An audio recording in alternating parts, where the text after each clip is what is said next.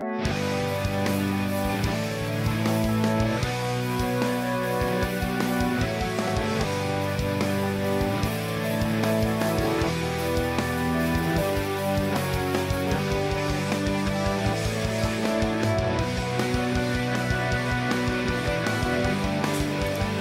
what's going on, guys? This is Maury and Pat from the Erie Better Beer Bureau. Tonight we have a beer that I actually picked up when I was on my trip to New York City. Stopped by the Captain Lawrence Brewery in Elmsford, New York, and they were kind enough to provide me with this bottle of Hops and Roses. It's a golden ale aged in oak barrels with Brettanomyces, rose hips, elderflowers, and hibiscus.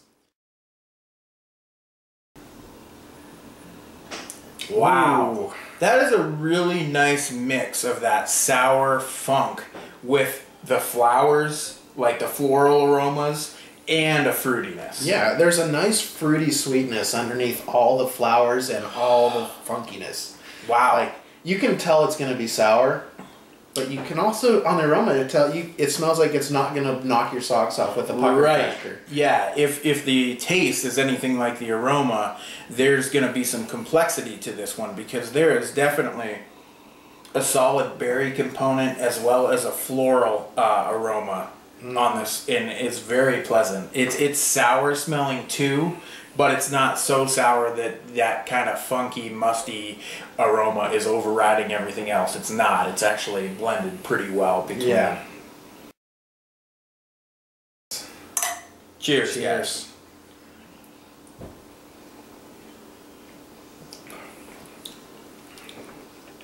Oh man, I'm gonna have to have another. Yeah, that's real nice. It's you get sour right up front, but it's kind of short-lived, and then I got the floral and a bit of a berry note. I'm gonna go back for my second sip. Yeah, it's definitely a sour. There's no denying that this is a sour beer. But just the complex floral flavors coming after that. There's, you know, I probably couldn't tell you right off the top of my head what rose hips, hibiscus, and elderflowers taste like. But there's definitely more than one flowery taste to this. Mm-hmm. And it's really quite smooth on the back end. I'm not saying there's not lingering flavor, because there definitely is. There's like a floral taste that lingers on the palate, but there's not an intense dryness. I'm not saying it doesn't have a bit of a dry finish, because it does, but it's not like real dry, and the pucker on this beer, like the sourness of this beer, isn't one of those that's so intense that it opens your saliva glands like floodgates. It's or a anything. very smooth sour. Yeah, it's incredibly It has smooth. a lot of sour flavor without having a ton of pucker to it. Alright, for the Captain Lawrence Hops and Roses. You know, the bottle on this says tart, tangy, and full of flavor, and I'm inclined to agree. Mm-hmm. The more I'm drinking this, actually, the more I liked it, and I liked it the first time I sipped on it. It's got that great mix of the tangy Brett, you know, character to it. The more we drink it, I'm getting kind of a little bit of the base ale. I'm getting some of that golden ale underneath, you know, providing just a constant kind of mellow sweetness underneath the whole thing, and you've got tons of great floral flavors. I really enjoy this beer. For a barrel-aged sour here, aged on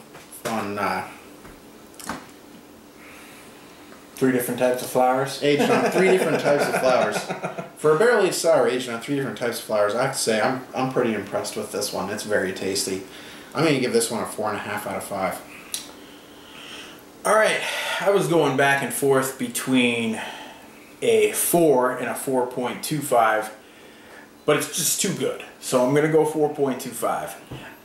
The only thing keeping me from getting up to the 4.5 or even taking it to the next level of a 4.75, I could use just a little more tartness. Now, I appreciate that the tartness in this is dialed down, and that makes it very balanced, but it's just tart, and I wouldn't say it's sour. So if they just a hair for me took it up to that sour level, but not to that level where it drowns out the other flavors, I'd be up in that 4.5, 4.75, but still 4.25. This is an awesome beer, and I'm glad you scored it. Me too. Till next time. Cheers. Cheers.